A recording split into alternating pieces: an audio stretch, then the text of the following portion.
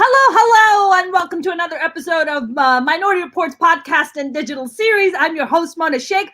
Oh my God, thank God it's Friday. Why is it so freaking hot outside? Can anybody explain this to me? I was just telling our guest today that my skin is what you call well done, because I decided to take a walk like a lunatic because I didn't bother checking the temperature. And by the time I got outside, it was too late. It was too late to turn back. And now I am extra ethnic today. So that's the look that I'm going for. But enough about me. We have an amazing guest on today. You guys know that I try to bring on as many cool and amazing guests as I possibly can. And today's guest is a fellow stand-up comic. I had the privilege of having her on my show last year when she murdered the room, as she always does. She's fantastic. You have seen her. I mean, I was just looking at her credits. She's amazing. She's been on Dead to Me. She's been on the Mindy Project. I mean, she's fancy. What can I say? She's fancy. The very funny Jen Kober. Jen, my friend, how are you? Hello, I'm great. How are you? Oh man, I am extra crispy today is what I am, my friend. That's what I hear. I love hearing people that live in California bitch about how hot it is. You don't know hot. Let me tell you something that you don't know hot. I grew up in Louisiana. Okay? Oh, wow. So not only is it like this temperature hot, like it's clearly like 95 degrees, but it's also 1,000% humidity. Ooh. So it's all about like sweat. It's all about sweat, not just like you take a shower and you step outside and you're like, I need another shower. Right. I grew up in Pakistan, and our temperatures go up to be 120 degrees. Like that's our summer. I see what you're doing. You're pulling the Pakistan card right off the fucking back. Listen, we're gonna talk. I say Louisiana, and this bitch goes Pakistan. Are you fucking serious right now? Listen, you're like, you don't know. I'm like, no. You're like, bitch, I do know. Apparently, I do know. I'm like, no, it gets super fucking. And even though we have an ocean, it's like supremely hot. So I live very close to the ocean, so I'm very lucky that it really does not get as hot here as it does. That's awesome. Yeah, you're not sweating. So I was shocked. I was like, oh, the AC must be blasting. I don't sweat. I sizzle, and I don't have AC. You don't. Do you live in Santa Monica? I do. There it is. I love that you know where I live just because I don't have air conditioning. That's the Santa Monica signature. If anybody knows anything about Santa Monica, Malibu, and all these places, it's like you don't really need air condition. That's like you don't. Yeah. My electric bill is like $17 a month. Thank you, Jesus. You know what? The rent is $75,000. All right. You know what? The show's over. Let me just end this episode right now because I can't take it. Besides my skin burning, my ass is burning on top of this. I have that effect on women. I have to say that. Ass burning. I love it. Yes. That's funny you said that because I have that effect on men because I like to burn their asses. So I get it. That's amazing. Now, how has the pandemic been treating you? Have you been one of those comics who's been very busy with online shows? What have you been up to? I've done some online shows.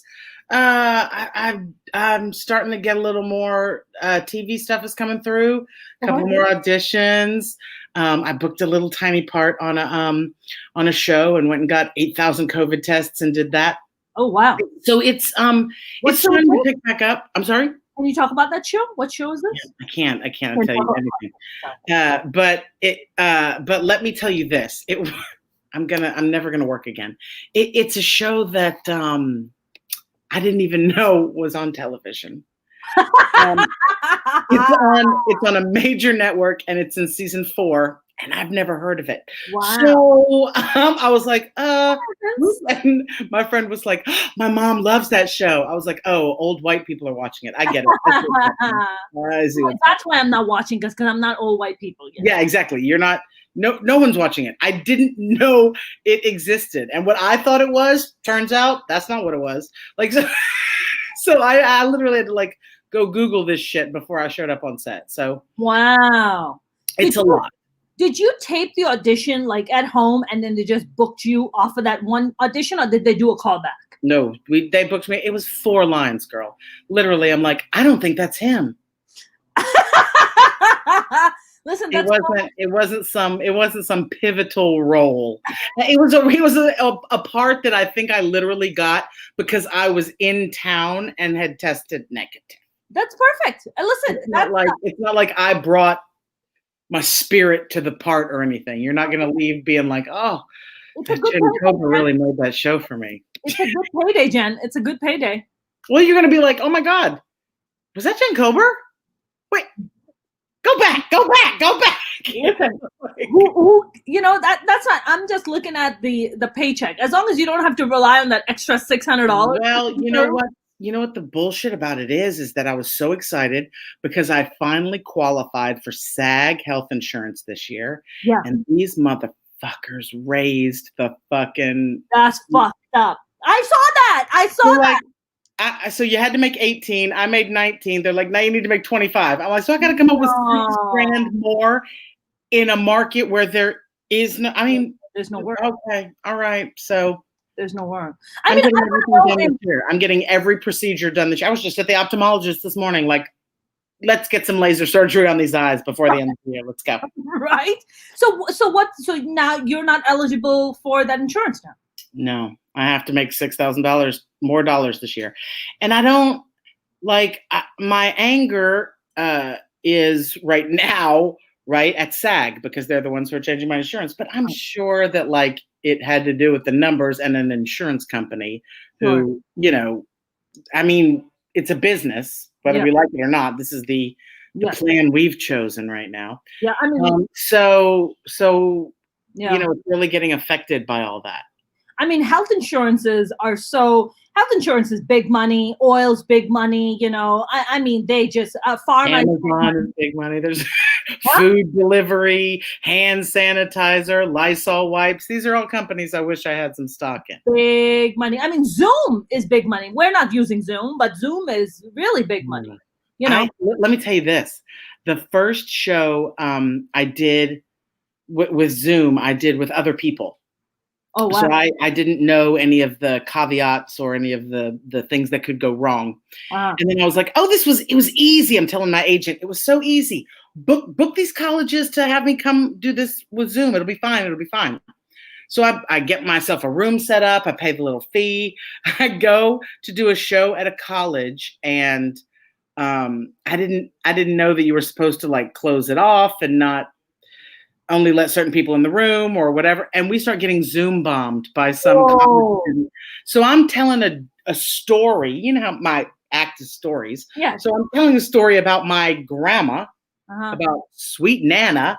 And right onto the screen pops a big black fella just holding his wiener. Yeah. Yeah. And I'm like, and then I'm like, because I can see the screen. They can still hear my voice, but they can still hear me. But on the screen is this big black fella. And I'm like, oh, dear God. Now, listen, I have been heckled in a lot of ways. Okay. A lot of very creative ways. No one has ever hit me with the big black cock just right visually in the middle of my show. And it was hard for me to regroup. I'm not gonna I bet you're like, I got a blackout from this. I know, right? And as it turns out, it was one of the college kids, like, fucking with the event, like trying to be funny and whatever. There was one kid in the room. Like, I don't think on Zoom at first they realized we could see them too. So there's like one kid in the room just blazing up a bong and shit, like just the most opaque, huge billows of smoke coming out. And I'm like, do you get that there are professors in this room, friend? And you are just token up in front of everyone. We can all see you. We see you. There was one couple at one of my Zoom shows that just slept through. They had their screen up. They logged in. They paid money, and then they fell asleep on their couch during the show. I mean, like at the top of the show, they like opened up their computer and then like went night night. And the only time this woman moved was to get up in the middle, get herself a glass of milk. She drank the milk. She looked at the computer. She sat back down, went right back to sleep. Wow. Like, that is a fan. I mean, why even log on and be there? But they I guess maybe hearing my voice subliminally did something. I don't know. I appreciate the commitment, though. You know what I do too. I appreciate the commitment like a lot. Like the glass of milk really does it for me because I would have shit the couch because I'm lactose intolerant. You know, well, it just like I'm so. I mean, I don't know if they had the volume off, or they like just wanted to show me they supported me, and you know, I don't know what it was, but God bless them. I mean, that's all I can say at this point. Like, you see any news sticking out where they're like just heroin, like just shooting up and passing out, like? What are they doing? They were just. It was an older couple. Like this was somebody's mom and dad. The fella was in like all camouflage. These are my fans. These are the people that like me. And they, God bless them, they had like an evening nap planned, but they just weren't going to miss the Jen Kober show. God, listen, it was the Jen Kober and heroin day. You know, sometimes that's what we're gonna listen to some Jen Kober and hard drugs. Jen, that could be a market you can easily be tapping into, right there. The heroin. I know, right? Because druggies aren't going anywhere. No, they're not. Shoot up and listen up. That's right. Shoot up and listen up. That might be our T-shirt. That's good. That's your logo, right? That's your tagline right there. Shoot up and listen up. Holy shit, dude! That is so crazy. That is so crazy. So, are you like? Do you have any like tours lined up in the next 2-3 months? Because I'm hearing comics going out of town to do shows, and I'm like, really? I got asked to headline a show in San Diego that's happening in the parking lot of the comedy club. Okay. And they were like, we sanitize the microphones, we switch out microphones between performers, everybody's wearing a mask in the audience. Okay. Everybody's social distanced, whatever, and here's what we'll pay you. And I was like, okay, I'll come down there and do that. You know what I mean? My neighbor lives in San Diego, so she was going to give me a ride down there, and we're going to go do these 2 shows, pop back up, no big deal. And then I got an email from one of the producers at the club who's like, hey, can you sign this petition? The city of San Diego is trying to shut us down. I'm like, oh Christ, I'm not getting into all this. Like, oh, if we're signing petitions, maybe the show's not going to happen. You know what I mean? So I don't know if it's going to go down. I don't know what's going to happen. I feel like an outdoor setting is the only setting I would be comfortable in. Well, San Diego, there was an article that just came out that I sent to a friend of mine this week, that San Diego shut down 2 outdoor comedy clubs. Yeah, that's what this is. This is one of them, I'm sure. Yeah. So, so I was like, does this happen? What's going, I don't know. I'm not counting on it. I'm not banking on that cash, but I do have some college shows coming up that I'm doing online. Yeah. I'm trying to, stay as busy as I can. I mean, we're not going to be back on stage for like a year. That's just the way this is going to happen. Yeah. So, that's pretty safe to say that. You gotta figure this out. Okay, 2 questions. How long have you been doing college shows for, and what is your experience like when you do college shows? I started doing colleges in like 2008, so it's been a really long time. And I do a seriously good number of them every year, with a couple of years of exception. But I was doing other stuff. But I think there's lots of it varies. Let me say that. College shows vary. You know what I mean? Like sometimes it's a packed house and you're killing it and it's a full auditorium and you're like, yes, this is awesome. This is perfect, because they're young and they watch stuff and they know pop culture and they're into stuff and you can use the big words. They're literally studying things. So they're in that intelligent kind of mindset and it's wonderful. Yeah. Or it's like you performing for 8 kids in a dining hall who didn't even really know there was going to be a fucking comedy show, but there you are, and you have to say these words for an hour, even though they just want you to shut up so they can continue on their laptops and do their homework. Wow. So you don't know what it is, but the check always clears. God bless a college gig because you're not chasing anybody down for money. Nobody's really going to tell you you're pretty funny for a girl. Like it's, there's a lot of great things about working a college gig as well. But sometimes they leave something to be desired as far as, a fun gig because they're appealing to students who could give a shit. I mean, I've seen your material, but your material is more. I mean, you're a storytelling comic. I'm also a storytelling comic, but I think my stories are, I think, a lot crazier and edgier than yours are.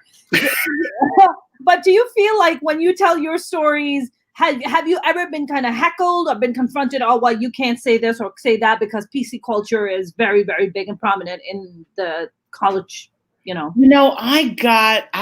brought a kid with nobody has said anything to me about my material. I feel like even when I say things that you shouldn't say, I say them. I have that kind of Sally Field effect, like because I'm so sweet and cherubic looking. Like it's okay if I say fuck because I'm not talking about fucking. I'm being like fuck. You know what I mean? Like so, there's just kind of a difference. I feel like even just in me saying things than maybe in someone who like looks harsher or is more, edgy or known for being more blue than I am or something. But I think that I brought an opener with me once. Uh-huh. He told a joke about having a girl in his bed, and they'd been drinking, and he was like kissing the girl, and he's thinking, oh, I'm going to score with this girl. And he goes to the bathroom to see if he has a condom, and he comes back and she shit the bed.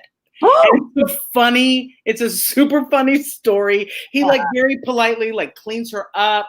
He's like, I don't want to take her clothes off to, you know what I mean? Like he's being a gentleman about it, but a girl just shit his bed that he thought he was like gonna have sex with. So he's all in like Casanova mode, and there's shit in the bed. So it's really funny. It's a really funny story. Yeah. And I thought nothing of it when he told it at the gig. It got a great response at the gig. Everybody laughed. We moved on. And then, like days after the gig, I get a call from my agent. Apparently the school called her, and they just couldn't believe that he told a story about taking advantage of a drunk girl. And I'm kind of like, they kind of insinuated that it was like date rapey. And I was like, clearly you weren't listening to the story. You know what I mean? Like, no, he kind of shit. Like, I know. That's crazy. But they acted like they were going to have like workshops with the students over the trauma that this kid caused with this story. And I was like, all right, I have what I call a $1 million list of college schools. And those are colleges I wouldn't go back to unless they paid me $1 million. Wow. So I like to say that school made the $1 million list. And they loved me. But I mean, if you're going to be that, I listen to the story. It's not like when I bring other people with me, I watch them. I see what they do. Yeah. For this very reason, right? Yeah. I don't want somebody to say like, oh, your opener said blah, blah, blah. Or, and I want to see if they can do it, because I'll tell you this, I've taken some very talented, very funny people to a college gig and they couldn't make that shift. There's a shift, there's a different vibe. They're a different kind of crowd. And if you can't come at them from the right way and get them from the beginning, they're not like real forgiving, and I'll get them in the end. No, you won't. So it's a different beast. It's a different beast. And so I want to watch the people I bring with me, so I know who's doing it well and who's not. So I know who to bring with me next time. Right. I want to bring somebody that's going to kill.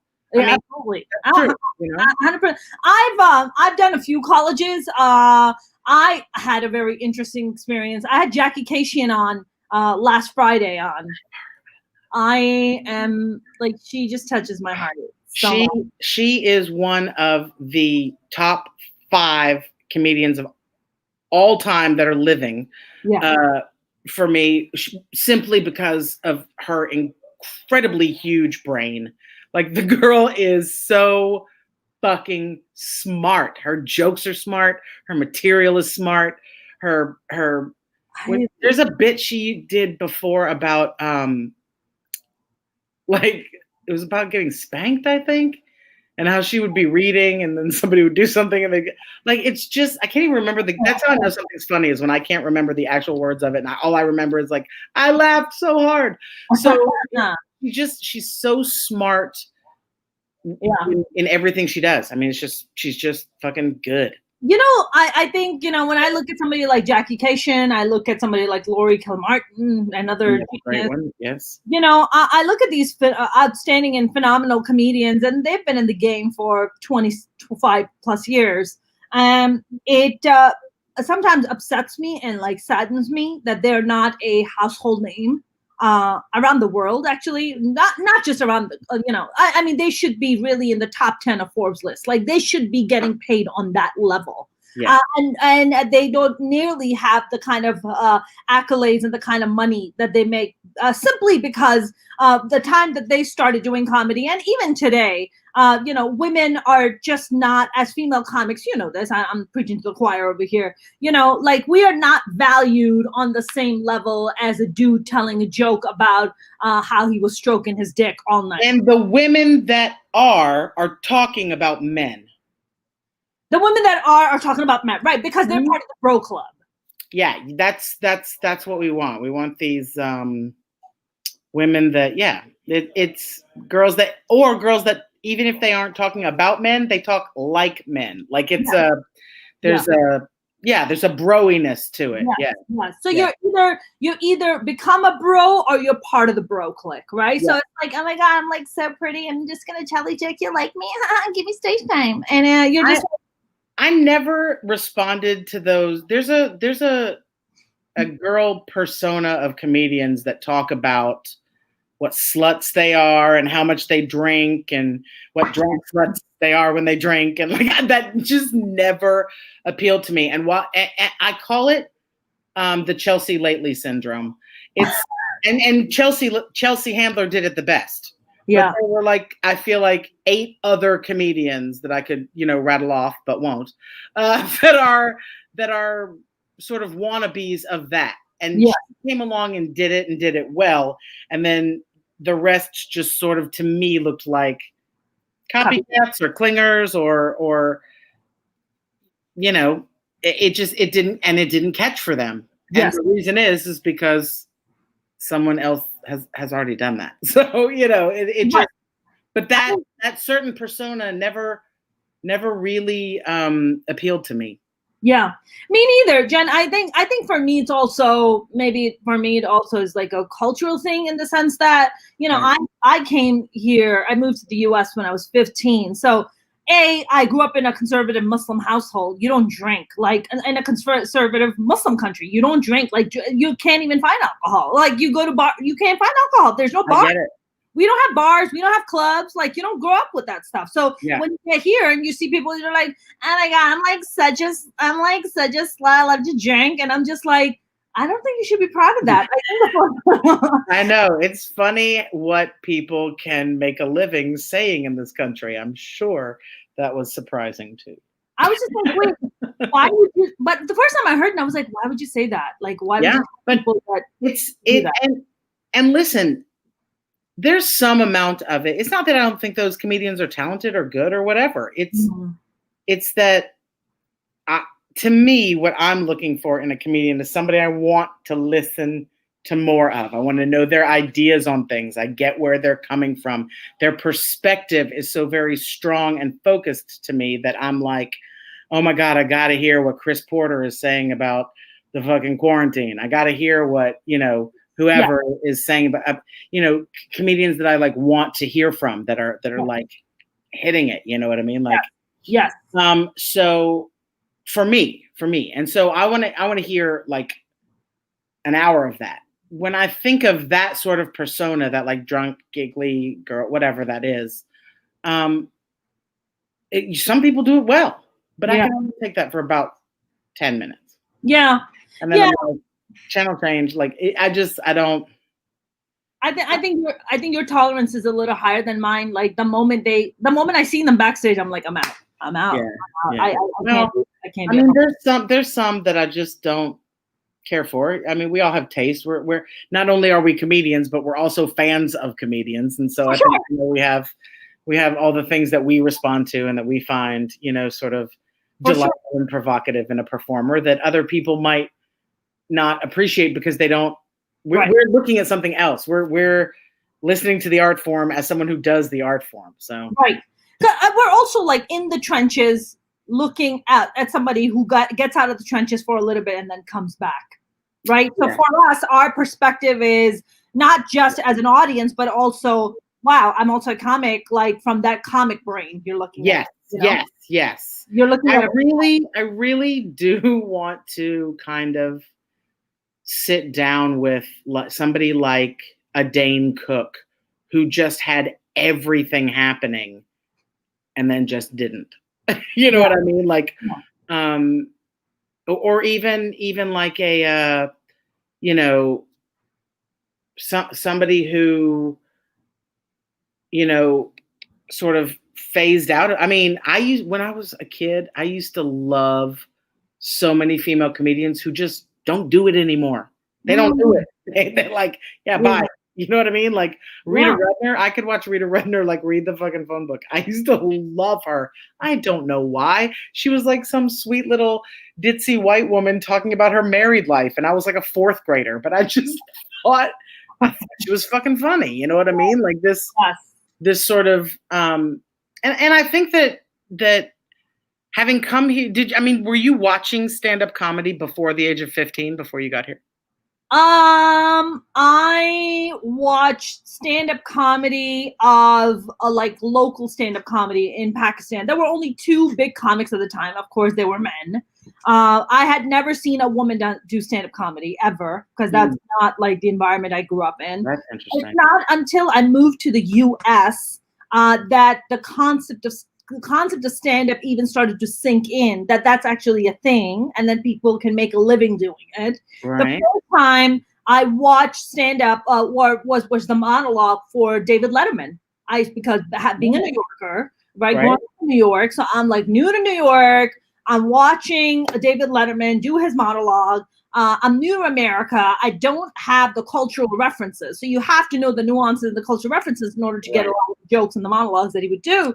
I have 4 older brothers, and my brothers would be sitting around laughing because they had been here for a while. They were acclimated to the culture. I was not. So I would turn to my brothers and I would be like, why is that funny? Like, why is that funny? You know? Yeah. They would shush me. They were like, shh. And not explain to me what the fuck is happening, right? I still to this day have to send things to my friend Jeff and be like, I don't get this. Why is this funny? And then he'll tell it to me. I'll be like, oh my God, that's hilarious. But I didn't get the reference. Or it's like talking about something political that I missed. And I'm like, no, that's great. That's great. So I still do that. I mean, Jen, you made me feel less bad about my 15-year-old self. So thank you for that. Well, you're welcome. I think that it's always interesting to me when people get into stand-up, like when in their life it sort of becomes the thing for them. And it has always been my thing. Like I feel like at 3 years old, you could have handed. I feel like I was I started doing stand-up when I was 15 years old. Wow.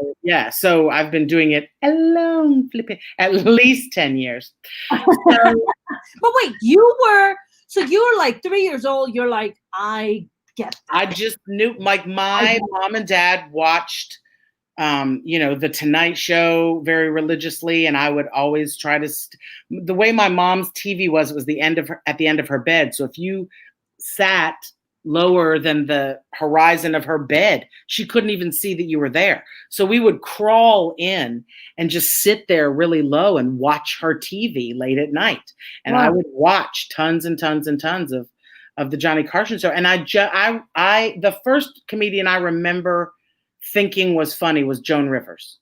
Wow. And God, as a little kid, I thought, and my mom was always very sarcastic and funny in that way. And even though she was, not my favorite person, she was always very funny. She was always very, very biting, very, very much like Roseanne. You know what I mean? With that, sort of, like, everyone else liked my mom. That was for sure.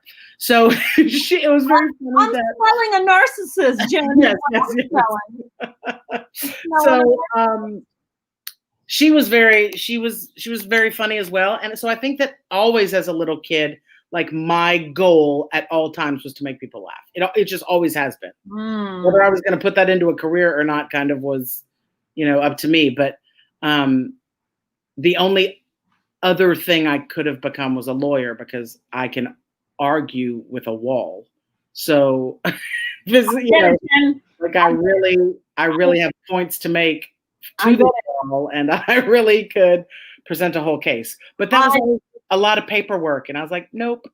There's a lot of reading. My ADD can't tolerate all that level of reading. Yeah, that's a little much. Can we just talk about narcissistic mothers for a little bit? Are you cool with that?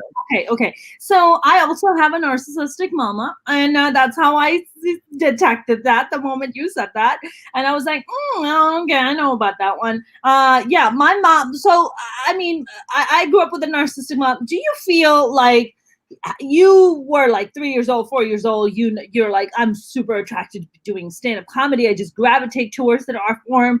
Do you also feel, having grown up with a narcissistic mother, and maybe perhaps that bringing a level of pain and perhaps trauma of some kind, where you have to kind of perform for this person, and you're just like, I'm gonna just do stand-up so I will be also likable like this crazy person is? Yes.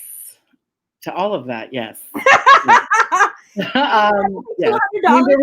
There was definitely the like making her laugh made her be nice. When she was laughing at me, when she was, you know, I competed in speech when I was in high school. Okay. So I traveled literally the whole country, like performing, doing this speech. And so I was very good at it. I was like a national champion like 5 times. Wow. So I traveled like a lot, and I went to a lot of, like, I did tournaments in, Chicago and LA and San Jose and New York, being from this little podunk town in Louisiana. Like, that's just how good I was at the speaking, at the talking, at the being. I did humorous interpretation. It was funny. You know what I mean? So, and that made her very happy. So she traveled with me a lot to do that because I was winning, and therefore that meant she was a winner. That's right. Because it made her look good. Right. It was about you, though, Jen. It was about her. Right. And then literally the minute I stopped doing speech and went to college, like, she was done with me. That was, it was. That's enough out of you. Yeah, exactly. Like, go on. I don't think she's never visited me in Los Angeles or even, I think she's been to Los Angeles, but not to see me. Has she been to your shows? Oh, yeah. Shows I did at home and stuff like that. Sure. And how is she with you? Is she supportive? Is she nice? How is she with you? Well, there's a restraining order out now, so we don't speak. Oh, shit. Okay, damn. Okay. Right. I get it, Jen. Listen. Yeah. Yeah. So it definitely went sour and south, but only because, I refuse to have toxic relationships. Mm-hmm. Like, I always had like a really nervous stomach. Like, I was one of those people that, like, when I got nervous, I would just barf just on the street, wherever I was. Like, I had a really acidic stomach situation kind of all the time. Mm-hmm. And as soon as I cut my mama out of my life, girl, gone. Right. Gone. Yeah. Like, so my whole body feels better. I bet. Look, your body, there is such thing as muscle memory. There is such body memory. Your body remembers. I actually just went to muscle therapy, where they muscle test you using your arm. Have you ever heard of this? I've heard of it, but I've never done it. It's super cool because the point of the therapy is to find the trauma in your muscles and release it, and literally release it, because you can talk all you want about your problems and feel like you've dealt with them with all the talking you can do, but it's still, like you say, that trauma is still remembered in your muscles and in the fibers of your being. And so it really does kind of, it's a way to replace that trauma in your muscles with positive mantras and just more, positive statements and things like that. Super helpful. Super helpful. So it helped you a lot. Oh yeah. You carry that around. Even if you think it's because this, Mona, it's hard to forgive someone who ain't sorry. Yeah. You know what I mean? Like, and you have to forgive. I have to forgive this woman for me. I don't want to carry this shit around. I don't want to take this into relationships. I don't want to. I'm getting into relationships with women. I don't know if the haircut gave it away, but it's you don't want to bring that trauma to another, because it's very easy to replace a girlfriend with your mother. It's just very easy to do. And so you don't want to bring that trauma. You don't want to bleed all over the person that didn't cut you. Yes, is the thing. And so I think I've taken the attempt to forgive and the attempt to, evolve and change myself very seriously. And that was like a lovely, I felt like I dealt with it. But when I released all the stuff with this guy, I was like, oh, wow. I even feeling like I had dealt with so much of it, I still had so much of it, that sort of residual emotional bong resin that we all carry around with us, even when you think something is kind of over and done with. So, I mean, it's interesting. You said that about the stress, carrying the stress in your stomach.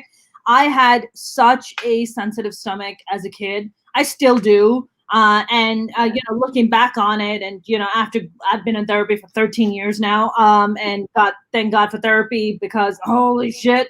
I mean, my stress was also always in my stomach, and as a kid, I didn't understand that, and I'd be in pain, I'd be tumbled over, and I'd have my mom like screaming on top of me. And the more she screams, the more the pain kicks in, and you just don't know what the fuck is going on. And then as an adult, you're like, oh, it was your crazy bitch juice. Your crazy bitch juice that was fucking making me sick. Yes. Sick.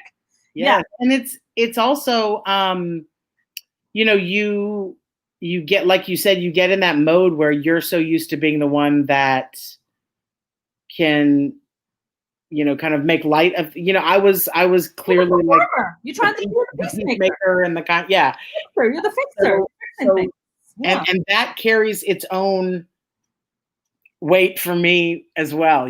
Like that's also something to let go of, is that like, I don't need to entertain everyone. I can let that be my job and then be how I really am. And P.S. naturally, I'm an entertaining bitch. I just am. I'm fucking hilariously funny almost all the time. And I'm a genuinely happy person now. Yes. But there was a time, because she put me through so much shit, where I just thought, is this cavern of sorrow ever going to end? Mm-hmm. And someone said something to me that I thought was so beautiful. And they said that, that sadness is carving out a hollow so that you can fill it with happiness, And so that was such a lovely image for me to take with me from all those things and to try to actually do, Do you have siblings, Jen? Do you have siblings? Or do you have brothers? I do. I have a sister and a brother. And do you guys get together and kind of talk about that, or you don't really? They are team mama. Are they now? My mama controls the money. That's what you got to. Are you the oldest? I am. Yeah. That sounds about right. Yeah, that sounds about right. You were and I'm the gay one. And you're the gay one. And in Louisiana. Oh, they're big Trump supporters, so you can imagine how well we'd be getting along, even if we weren't. So that's not gonna work out. No. It's not. They're. Yeah. How much, Jen, do you think? I mean, you're just like you said, you're a natural born entertainer. You're naturally funny. That's not something that you have to kind of put an effort in. But how much do you feel has trauma played a life in you being funny and becoming who you've become? I mean, I think it's the base for it, for sure. I mean, I think that what the key to it has been for me, and I think one of the reasons that I am so funny and that people do like relate to it so much, is because I'm putting that pain into it. Like, I'll tell you about the pain. I'll tell you about the time I got the shit beat out of me with a spatula. I'll tell it to you, and it will be hilarious, even though at the time, you know what I mean? It wasn't. I think that's kind of the catharsis of it for me. And looking back on it, it really was funny, but at the time, oh my God, I thought I was, living in a nightmare. So it's very funny, the things that we cling on to from childhood, the things that we don't. I mean, I'm sure there are things that happened that if you told them to me or showed me that they happened, I'd be like, oh God, I don't even remember that. You know what I mean? Like, it's funny what little, and other things that could have been just as minuscule. I'm sure there are things that my mother doesn't even remember saying, and those words ring in my fucking ear loud all the time. And she probably doesn't even have a cognitive recollection of saying it. You know what I mean? So you don't ever know what's affecting someone. And Yeah. The answer to that is to just be kind in most situations. And so, I read this really great quote by Jim Carrey, and he said, it is possible to forgive someone and never let them back into your life. It is very possible. Agreed. Right? Just because I forgive you doesn't mean I need you back in my life. Agreed. And that was the place I got to, even with my talkie therapist, was, even if my mother came to me now and admitted everything that I think she did, right? Even if she said all of the things I wanted her to say, I wouldn't believe it. So what's the point? You know what I mean? Like there's no amount of her that's going to fix what hurts in me. And so I have to fix what hurts in me and kind of come to that place within myself where I can say, you know what? I run this bus. Yeah. I'm the driver. Right. I say who gets on and off, and it's going to be a good time. And if you don't want to be on it, bye. I genuinely feel happier without her in my life. Now, my father and my siblings are a different story, but her, I'm certainly like. And what's your relationship like with your dad? Is he supportive of you? I mean, I haven't spoken to the man. I have not spoken to any of them since 2014. Wow. That's it's very hurtful, Jen. I went through this thing with my family. I didn't speak to them for 8 years. I mean, I have 4 older brothers. My father passed away back in 2005, so can't talk to him anymore. But my mom, it's like this weird, tumultuous relationship. And she's currently in Pakistan, and I called her the other day to check up on her. Because I wish my mother was in fucking Pakistan. What the fuck? Dude? I would give anything. I'm like, Mom, what the fuck are you doing in Pakistan in the middle of a goddamn pandemic? Like, you know what? Your logic, your world, live how you want to. I'm not even gonna fucking touch that. Like, you do you, boo. You do you. Exactly. I called my mom up and I was talking to her, and she was just like, I'm so happy you're not married and don't have kids. Jen, what mother says that to their daughter? Girl. Jen, what mother? Tell me, Jen. When I came out to my mother, she told me I murdered the child that she raised. So mama's got their own little digs. They just, I think they don't even think about what they're saying. You know what I mean? I think that, I think as they get older, the filter, the facades come because it's a lot of work. It's a lot of work putting those filters and facades. I love you. And it's like, bitch, you don't. But, and when those filters come down, I think, one thing that I've realized about my mom is, or actually just about narcissists also in general, they don't really love themselves. If you love yourself, it's all about insecurity. They are the most insecure people on the planet. I'm like, there's no way that you can love yourself and treat yourself this way. There's just no way. Yeah, girl, listen to me. The one thing that also helped me in the forgiving of my mother without actually dealing with her is knowing that someone hurt her. Someone was this way to her. I'm sure it was her father, because I knew my grandmother and this isn't how she was. Yeah. I think that she saw narcissistic behavior in him rewarded. I think she saw him get everything she wanted, and she wanted to be that way as well. She grew up as an only child, even though she had other siblings. They didn't live with her. She was, so I think she kind of got a little spoiled that way. And I think that she was very hurt by her father. And so that's what she knows, Oprah says it, hurt people. But go Oprah. So by knowing that, really that is the only thing that makes me like have compassion for her. Yeah. Is that knowing that like she's not, this isn't happening in a vacuum. It's not like she's evil and has been possessed by the devil, even though it very much feels like that sometimes. Right. She this was done to her. She was hurt by someone, and while that doesn't make me want to have her in my life, it does make me not want to smash her head with a skillet. For sure. 100%. Jen, like I don't know what kind of relationship you had with your siblings growing up, but I had a very kind of our family dynamic was very strange. Are you the only girl? I'm the only girl and the youngest. I'm the youngest. I have 4 boys. Yeah. 4 boys. Like that's a lot of testosterone to get through and to deal with. And 2 of my brothers were given expired vaccination for polio, and they ended up getting polio because of it in the 70s in Pakistan. Yeah. So 2 of my brothers have polio. Yeah. And that's how we started. So what did that do to them physically? I mean, it cripples you. You're crippled for the rest of your life. I know we can't really say that word anymore, but you're handicapped for the rest of your life. My second brother has polio in both his legs, and my third brother has polio just in his left leg. So they had to go through multiple surgeries. They had to put screws in their legs to keep their legs straight.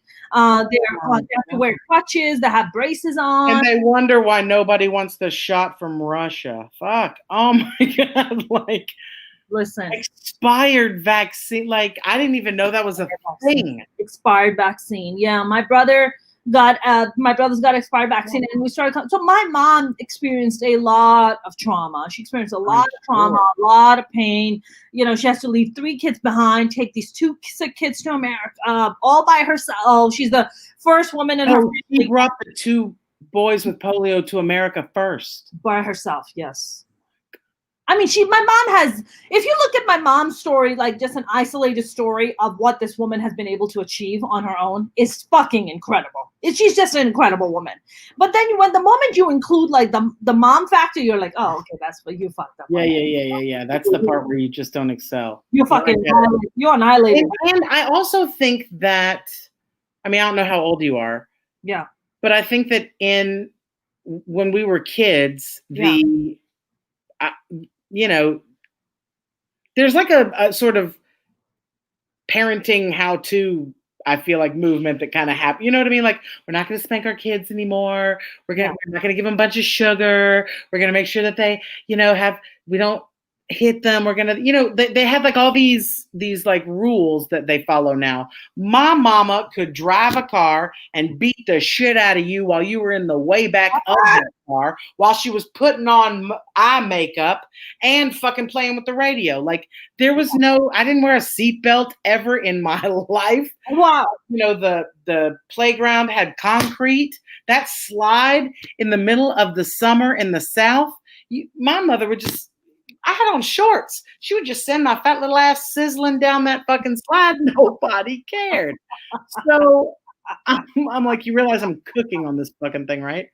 Like it just wasn't a thing. You know what I mean? Like, my mother, I thought vegetables came in a can. Like, that was, my mother cooked every night, almost every night. We were not restaurant-y kind of people. My dad was a doctor, so when he was doing his residency, we didn't have any money.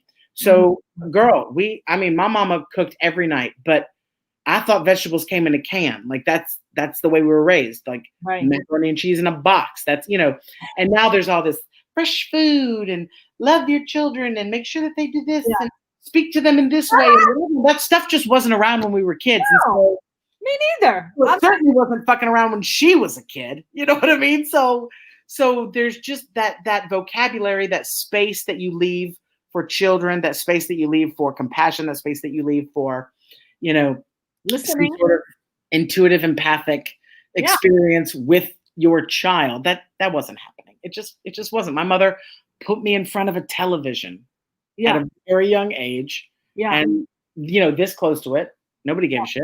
Right. And I mean, I probably could recite almost every episode of Hee Haw from 1978 for you right now. Like, it's a lot. My head. If I could get that out of my head, I could cure disease. I don't know what Hee Haw is, Jen. Oh, girl, I'm gonna show you right after this. I'm gonna redneck country bumpkin. Oh, I need to see this. I must see this immediately. They're literally in a cornfield. Wow. Like, peeking out from a cornfield and telling shitty jokes. It's genius. I love corn. I love cornfields too. My God, that sounds wonderful. Please do send it my way. I will. I feel like I'm from my south in Pakistan, so I'm kind of. I get it. You're like a hick in Pakistan. I'm a hick in Pakistan. We have like our own. I actually was gonna name my first stand-up special "Brown Trash." I shit you not. I was like, I'm gonna name it "Brown Trash" because enough with trashing on white people. It's about. I had a show for a while that was called One Hick Wonder. I love it. I get it. I love it, man. You were talking about like spankings and stuff like that. So, and this is in America. I mean, in Pakistan, there's no fucking policing of nothing. You're like, beat the shit out of your kid till they can't breathe. Knock yourself out. Like, who cares? You'll just make another one. It's fine. Go for it. And my mom used to beat the fuck out of us with a rubber pipe. And we used to go to school with scars, like these giant scars on our arm. A rubber pipe? A rubber pipe. She had a rubber pipe. My mother had a paddle hanging on the wall. Wow. And it said Mama's Discipline. Yeah. Let me tell you something. I can't get spanked in the bedroom anymore because that spanking fucked me the fuck up. Tell you that much. I'm like, don't fucking touch me. I never got into the spanking. Thank God. Yeah, that wasn't my jam. If a guy tries to spank I'm like, Mama. And let me say this: I was recently with a girl who wanted to be spanked, and I was like. I did it a couple times and I was like, I can't do this. I don't want to be turned on by hitting you. Like, I don't think that's a good connection for me to make. I feel like that's. I think people who have gotten spanked as children go either one of two ways. Either they end up loving it or they end up fucking hating it. I don't think there's a middle ground to this. Yeah. Spanking does not have a middle ground. There's like fucking loving it or you're like, get the fuck away from me. Like, don't touch me. And I'm in the latter for sure, all day, every day. We were talking about family traumas and fucked up shit. So here's a little something. Like I mentioned, so when I moved here, my parents lived in Pakistan and I was sent here to live with my 4 older brothers. So at the age of 15, I'm like cooking and cleaning and doing all the domestic stuff for my brothers and stuff. And Cinderella, it's just like that little Cinderella story. Only I haven't found my prince yet because he doesn't exist. But I remember this one incident. So I guess when you grow up in violence and physical violence, because I grew up in a very physically violent household. My dad used to beat the shit out of me. My dad used to beat the shit out of my mom. It was just a lot of violence in our house growing up. And then when I moved out here, one Thanksgiving, one of my brothers got really mad at me and pulled a knife on me and tried to go after me. And I literally put on my jacket. So imagine like it's wintertime, East Coast. I forget. I think it was Thanksgiving, and it's like fucking 30 degrees outside. And I put on shoes like quickly because there's no time to wear socks because brother's out there with a fucking knife trying to take me down. And I remember like just fucking walking outside in the cold for like 2-3 hours because I was too scared to go home. I was too scared to go home because I was gonna get fucking stabbed. Wow, girl. Once again, you're just trumping me with stories. Like, hey, don't be using that word Trump. Sorry, I used it in its verb form, not the. But it's not about trumping you. It's just about relating. No, I get it. No, I'm teasing you. Teasing you. But I think that the stabbing is always to be avoided at a family gathering. Just a little bit, especially when there's nowhere to go. And you just kind of grew up with this kind of stuff, and I don't know how long it took you to kind of start talking about your traumas. It's taken me a solid 10 years to finally work up the courage to talk about it, to make it funny. I was like, how the fuck do you make this funny? And then it eventually becomes funny. And B, it's just like, how the fuck are people going to react? Like, are people going to just hate you? I do a bit in my show now where I say, look, the toxic person in I don't like my mother. And I say, and when I say that, many of you are like, oh, but that's your mama. Don't you ever say that's your mama. I don't care. You only get one mama in this life. You say that because you had a mama. That's right. Okay, you had a mother. You had somebody who was very nurturing and very like caring, and who, even if they were a bitch to you, like they were your mama. Like that's not who I had, right? Yeah. I had an enemy of the state. So that's just not my experience. And I said, and listen, I didn't know if you could cut your mama out of your life, but I Googled it, and Google said yes. I mean, that's it. It's, that is really, you really kind of have to address people's uncomfortableness with it, because I was telling jokes about her, and and people would be like I could tell that they were laughing, but there was like this uncomfortable. That's her mom. There's like this sad part to it, because they feel bad that I don't have a relationship with my mother, when they need to be having a fucking parade that I don't have a relationship with my mother. It's not a bad thing. For her or me. She doesn't like me either. She acts like she does. Like, oh, she's so harmed that we're not. Right? She sent me a fucking. I got a message on Instagram when this whole coronavirus thing first went down. And my mother, it wasn't even, my mother's got me blocked on everything. So it was just from like Steph 475, like a bunch of numbers. And it just said, even though nothing has changed because of your behavior, I pray for your safety. Oh, Jesus. And I thought, did I fuck some girl named Steph on the road and just get to call her? Or like, who is this even from? And then when I realized it was from my mother, I was like, oh, Jesus. This bitch is gonna, like, and that's the thing. I truly am one of those people that I don't care what you did 25 years ago. I care if you've evolved since then. Yeah. And this message showed me this bitch has not let go of one fucking thing. No. She's still clearly right in the midst of it. And I have no intention of, I wrote 800 replies to that message. Some of them were funny. Some of them were mean. And I deleted every fucking one of them and just didn't respond to her. Because you know what pisses a narcissist off? Yeah. When you won't fucking respond. That's right. Because you don't engage. Yeah. So that's the only way you win with them. So I don't. I think, and that's a great lesson, right? I think a lot of people who are listening and who might have narcissists in their family that they're dealing with. I'm sure my mother is watching this right now. I hope she is too. No doubt. I hope she is too. This is what Jen is doing. She's not going to contact you. FYI, Jen's mama. My mom, the interesting thing with my mom is that I stopped looking at my mother as my mother. What do I mean by that? What I did is I just kind of took a step back, and I was just like, I literally don't need anything from you. No validation, no love, nothing. So I kind of told myself this thing. I was like, if I met my mom at a party, right? And she was just this random lady, and she sat down, we started talking, and she started telling me her life story. I was like, how would I feel? I was like, I would feel a lot of compassion for this woman. Like, she has been through a lot. Now, minus the, I haven't really gotten to see the narcissistic side of her, but just her story of all the trauma and all the bullshit she had to go through to be where she is. I was like, how would I feel? I was like, I would have a lot of compassion for her.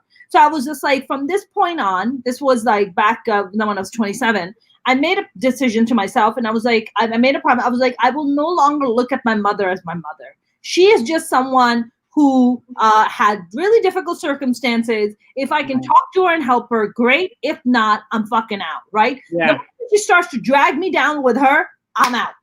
Yeah. You're no longer allowed to do that. And I think my mom has kind of realized that about myself, and I think it took her a long time. My mom's that person that she'll call me one day. She's like, I'm so proud of you.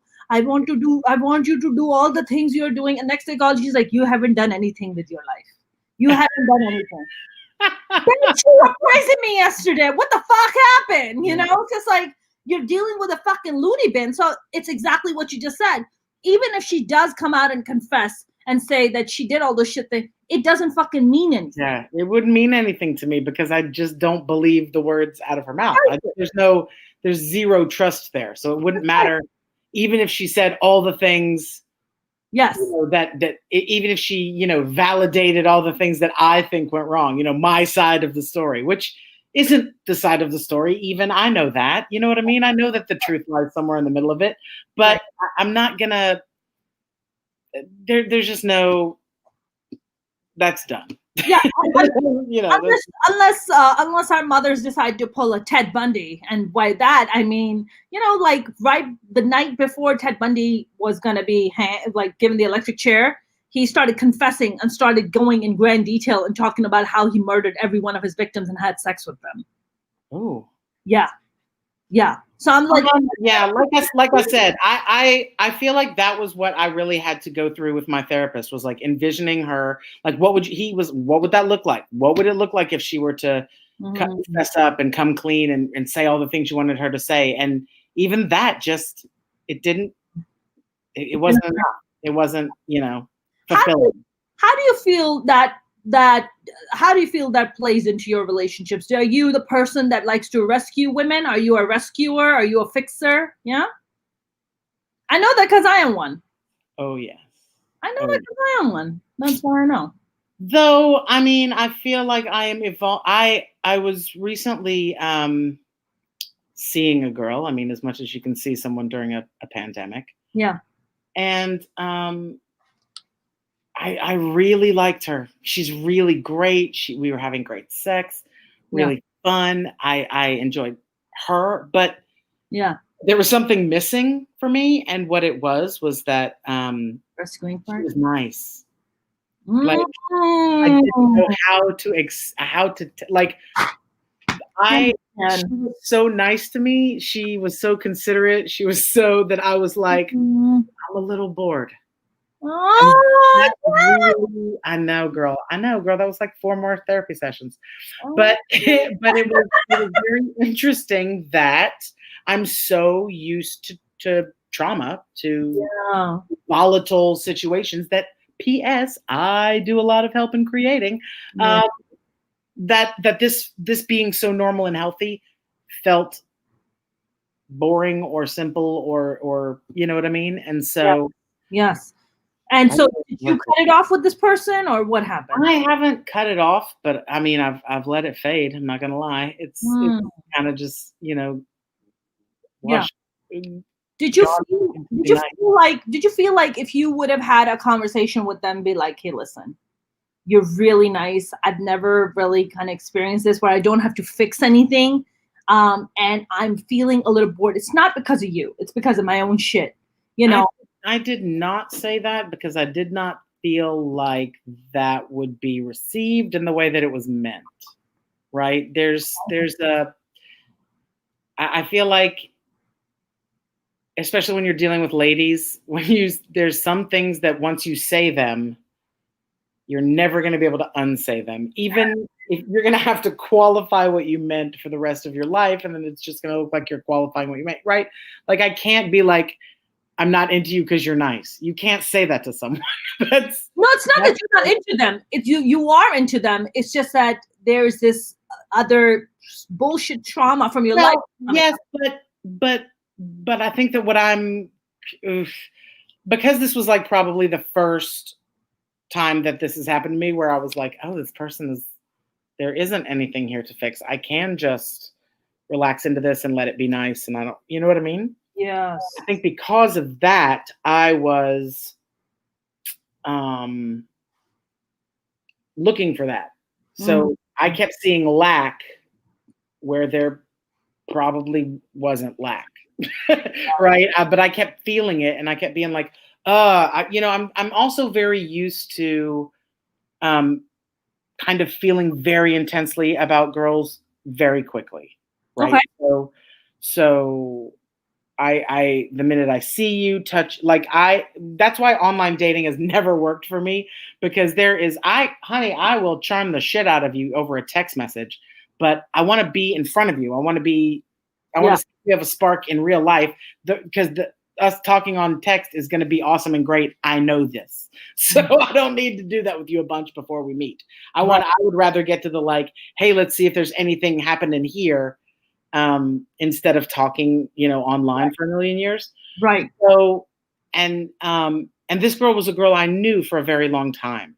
Yeah. And so, this is somebody you knew. You didn't meet her online.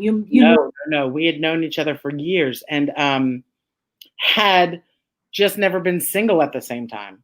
And so we had always, crushed on each other. We made out a few times when we were kids and stuff, and but had never been single at the same time, and now we were, and it all seemed, sort of lovey and gooey, and it was great, and we had a really good time together, like I said, but there was also this like, it's too nice. Yeah, like, can we? I didn't want to have a fight. Like, it wasn't like that was what was missing. Oh, but no, I know exactly.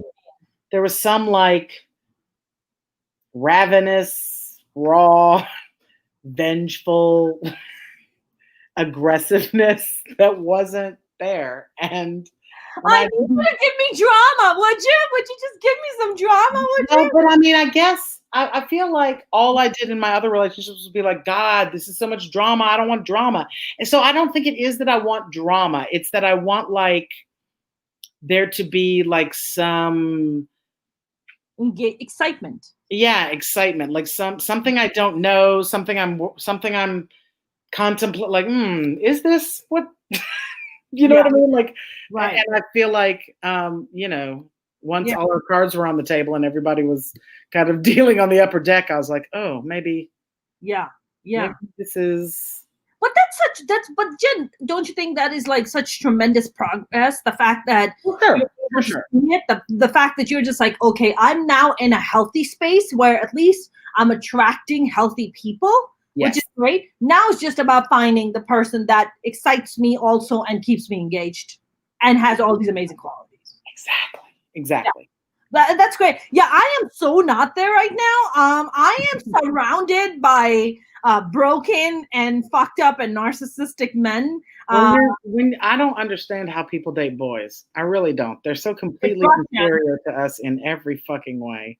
Yeah, and it's so rough. They're emotionally unavailable. I really don't know how straight women do it. I don't know how you do it. And we have to deal with like penises that are not always the best. It's painful. It's like physically and emotionally fucking. I was dating this guy right before the pandemic hit. And he was very charming and we met, like we were hitting it off and stuff. And then he started like maybe like 2 weeks in, he was like, hey, I kind of lost my apartment because it was flooding in it. So, you think I can come and crash with you for a little bit? Nah. What? Then he was like, yeah, I gotta go get Airbnb. You think I can borrow $400 from you to like get into it? Nah. Oh, hey, can you drive me? Because I lost my car too. So, hey, can you drive? I was like, who is this motherfucker? Where did you find him, Craig? Motherfucker. Yeah, this motherfucker should be on Craigslist, okay? Like a broke one. Where'd you find this? On a fucking dating app called Hinge. I deleted that shit. I have deleted all the apps. I have I hang out with my neighbor here, who's a straight girl, and the stories she tells me from that app kill me. Hinge, right? Yeah. Trash. Totally. Absolute dumpster juice men is what they should call themselves. I wrote them a message right before I left, and I was like, "You guys are literally the worst dating app out there. Yeah, kill yourself. Like you guys are fucking. You guys are fucking atrocious. Okay, this guy. It's just like one broken person after the next. I met this other guy, very nice, very sweet, and I was like, something's wrong. Something's wrong. Something's fishy about the situation. What does he have? 3 kids with a crazy ex who's an alcoholic.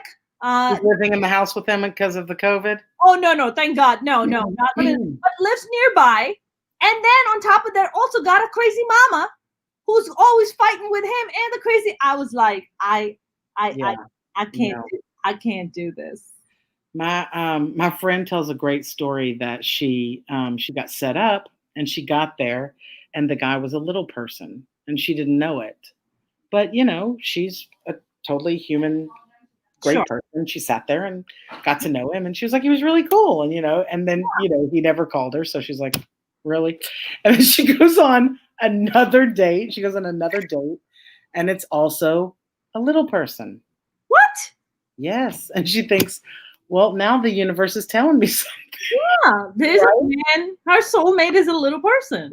Right. So, I mean, there's just, you don't ever know how it's going to go. And I think that it really, what dating online really is an exercise in being kind to people who you have no intention of ever seeing again for one meal. Jen, that's not how I see it at all. Like, not in the slightest. That's noble of you. That's very noble of you. Yeah, that is not how I see it in the slightest. I kind of see it as a way of just going there and just getting your self-esteem just smashed into pieces. Just like, is that what's happening? That is what I go to straight men and they smash my self-esteem into pieces, and then I go to gay men and they rebuild my self-esteem. So it's like, that's what's happening. When you decide, Mona, that you've had it with men, just come over to the other side. I'm a very transitory lesbian. I'm the one on your way from straight to wherever you're going. I'm a really nice landing place. Do you have a good landing place? You know, one thing I'm always, I was hanging out with some gay girlfriends of mine in San Francisco, and they took me to a lesbian bar, and it was fantastic. We hung out, we were having a great time. And there was this one girl then, she was telling me, she's like, I was dating men, just like the worst pieces of shit. And she's like, the moment I like switched teams, I went to the other side, I've been with girls. And she's like, it's like the happiest I've ever been in my life. It is. But then, Jen, I also hear stories about my other lesbian friends who are like, dude. Okay, look, you can. Some of the career lesbians have some real career lesbians. Yeah, some of the career lesbians have a real, like, they have like a shell shock kind of a story. Like, you don't want to listen to those girls. Like the ones that have a softball injury and they only wear plaid and a lot of sunbars in the summer. Those are the girls you want to kind of just back away from, right? Find you a cute little butch girl who's got a fantastic strap on. Make yourself happy. Fantastic strap on. Is that something that is like dished over in like in the first conversation? Or okay, so here's the thing. No. Here's the thing, right? I talk to my gay friends and they tell me, they're like, oh yeah, I sent him a shot of my dick and I saw his sexy body. But in the lesbian world, that is not how it goes at all. No, there will be no pictures of any dicks exchanged between lesbians. What about I get a lot of boob shots. I'm always up for a nice. Okay, boob shots are nice. A nice waning of your tetons. That's beautiful. Okay. But there's tetons. That's something. Yeah, it's not always. I think the strap-on is a conversation. Okay, but that's not an image. That's not like a shot you take and they're like, you could also have this. Like, no, it's not. I mean, I guess I have been with girls that if I took a picture of me wearing a strap-on and sent it to them, they'd be like, oh my God, that's so hot. I mean, that's not, you know, I feel like I've been with very, sexually healthy women. Yes. But I think also, just women in general. Yeah. Whether it's a strap-on or a dick pic, we're not looking for that. Yes. There's no part of me that wants. Yes. And that's interesting, They're not known for being attractive. Yes. Trust me. I have been around quite a few. It is not. It's not a lot of fun. One thing that I come across a lot in the straight dating world with men, and I don't know if that's the same for you in the gay world, is that men love to talk about themselves. They don't want to engage you. They don't want to ask you questions. Is that also relevant in the gay world? I think it depends on the person. When I'm seeing someone, I want to talk about them. I feel like I spend a lot of time in my life talking about me in settings like these or, interviews or being on stage. Like I have plenty of outlets to talk about me. Yeah. So I feel like I'm always trying to kind of draw out other people and hear their story and what they're about. And, that way I can see, do I see myself sort of, meshing in with this person and their habits? But also I think that when you're dating a woman, the key is listening. I mean, right. So that's, if you're not listening and you're not going to go far with a lady. That's just the truth. So I've had so many women say to me, like, we'd go on a date, and then like I'd ask them something the next time we spoke about something we said, and they're like, "Oh my God, you were listening? That's so sweet." Sweet. I thought, okay, I'm just listening. Like that's. Isn't that Wow. what like people do? So you would think, but that's not. The one thing that I get with the guys is like because I do this and being a stand-up comic, I'm also a very naturally curious person. I love to learn about people, right? It's just that I do, right? I think also as stand-up comics, I think it's also part of our skill set of just kind of learning about people and listening. But with guys, they'll just be like, yeah, keep asking me. You just go ahead. Oh, you want an answer on something?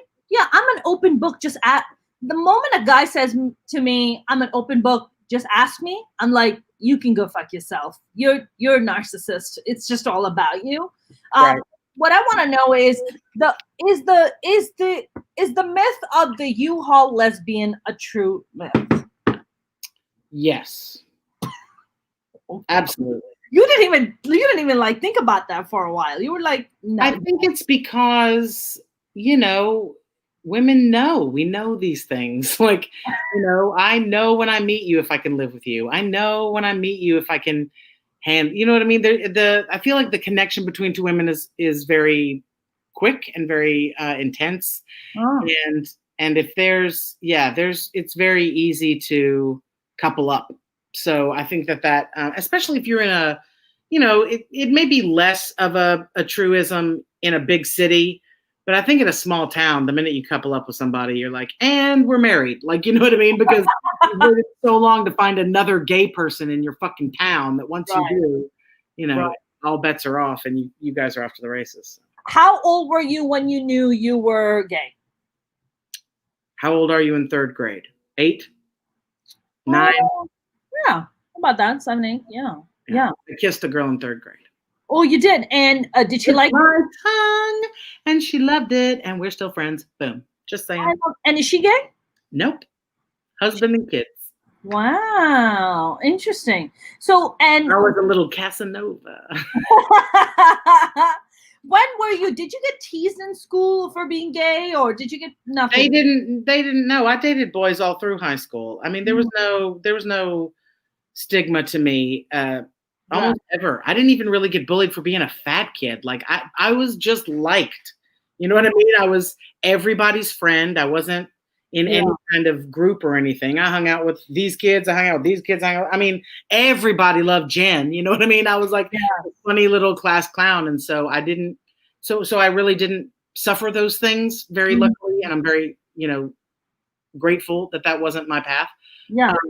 Because your mom was doing it at home. I think that everyone knew if they made fun of me, what I came back with was going to annihilate them. Yeah. And there was nothing I wasn't afraid to say. Mm-hmm. So. Well, also the bullying part, the good thing, because your mom was waiting for you at home to do that at home. Oh, so exactly. I didn't need them to do it at school. I had a mama who would poke at me once I got home, for sure. I got a profesh at home waiting for me. It's all good. And and like, what do you like? Do you become? Are you in your 20s when you come out to your family that you're gay? Like, how does that? I came out when I was 21. Wow. And what was the reaction for your? My mother told me I murdered the child that she raised. Okay. And my dad was like, "Yeah, I know. You cut off all your hair and you wear neckties. I got it." What about your siblings?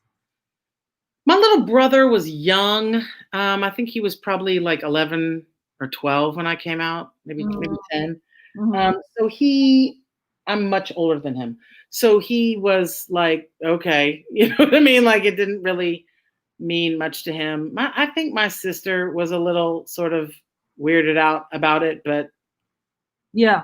Again, like, I can't worry about what everybody else is thinking. I got to worry about me.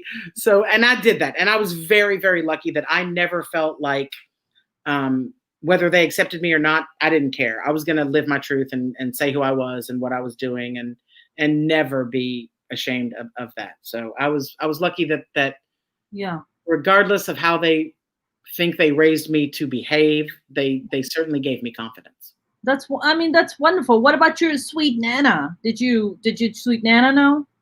Yes. Everyone knew. Both my grandmothers knew. They were both had met all of my. In fact, how were they though? How did they receive it? I mean, I'm thinking about conservative Louisiana grandmas. I think one grandma was like, oh, well, Albert's got a daughter who's that way, right? And then my other grandma was like, so cute. And then my other grandma, my mom's mom, I don't even remember having a conversation with her about it. I think she just always knew. I think maybe my mother told her and I didn't even have to be there for it. I don't know. But she never was like, I mean, no one ever said anything to me like, don't be that way, or you shouldn't, or it's wrong, or any of those things.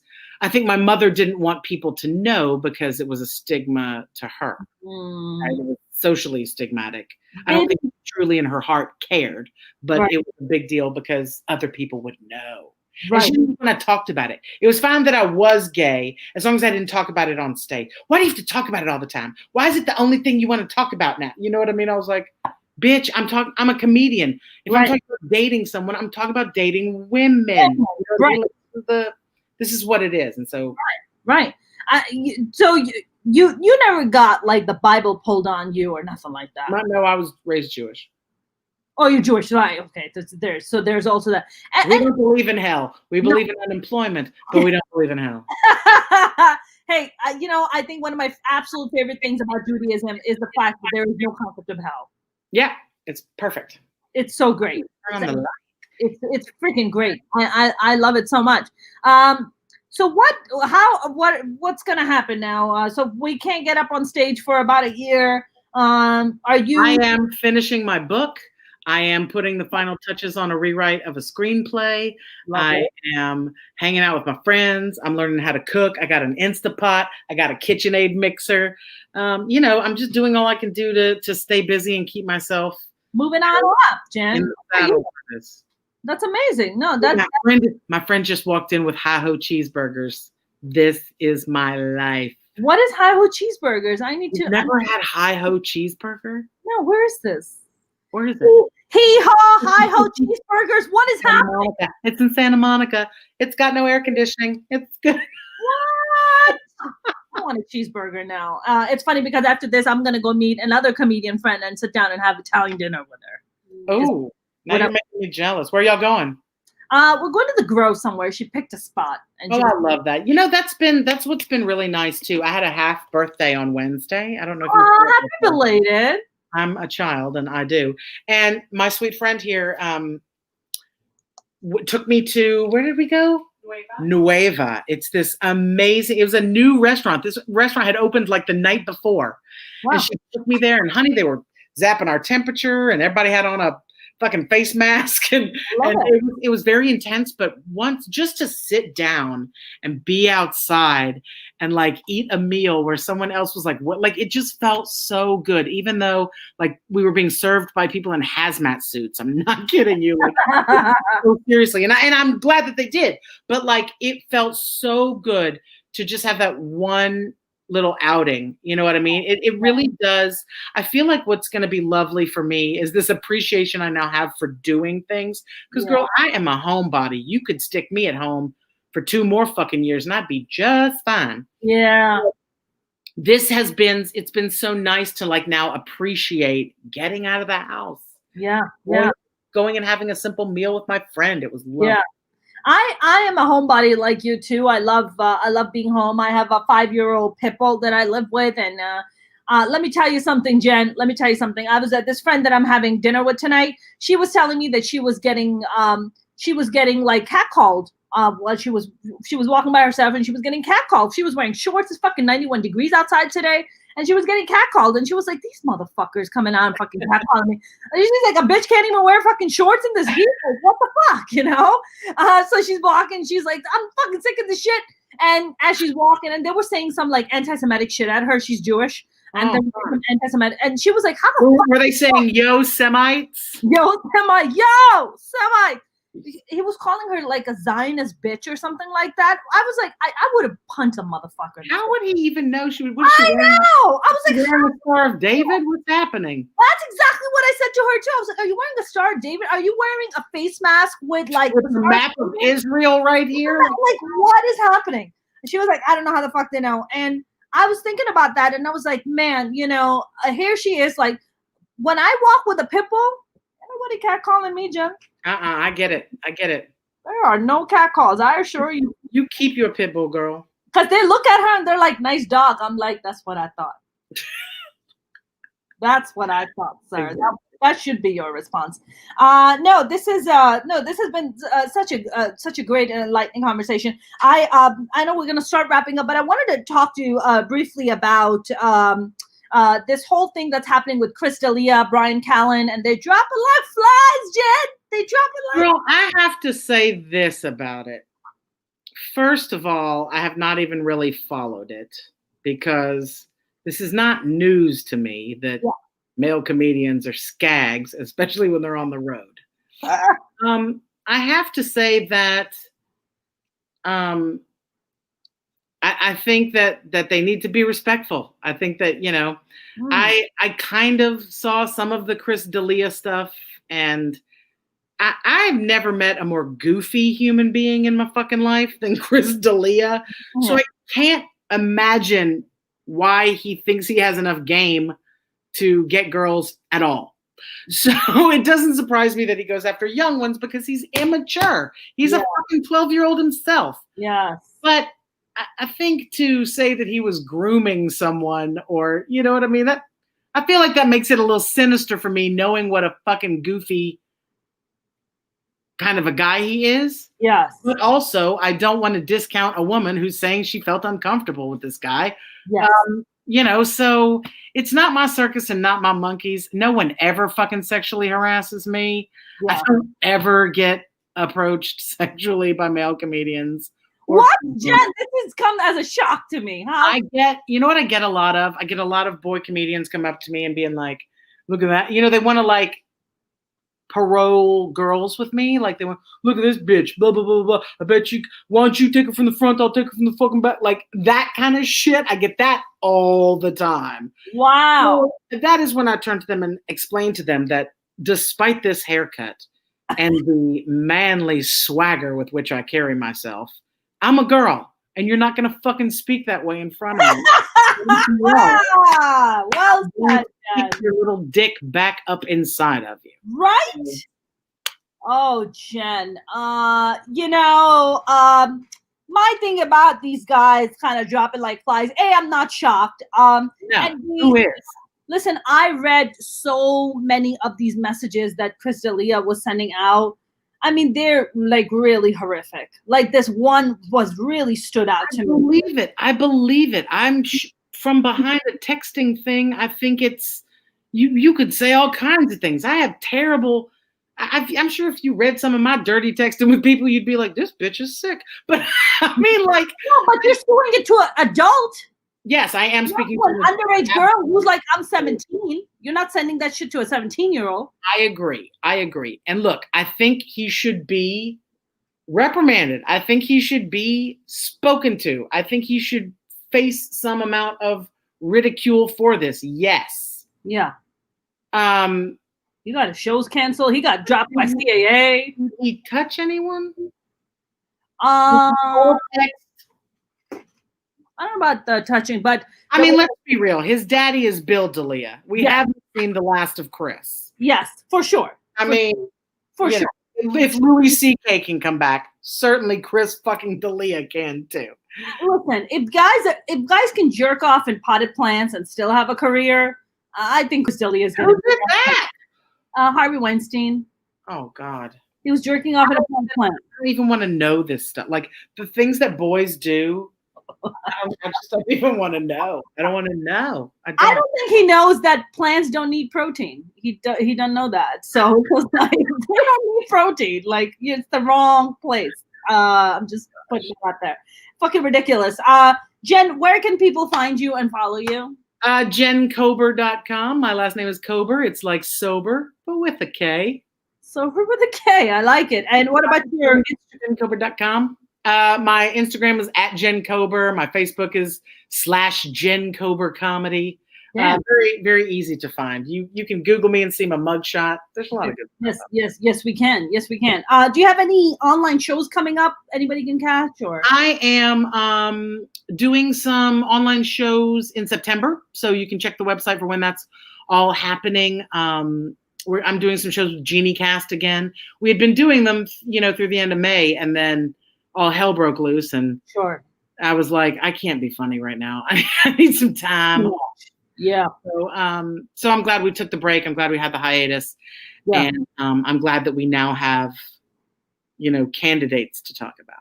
Yeah. Listen, I have a congresswoman coming on as a guest next Friday.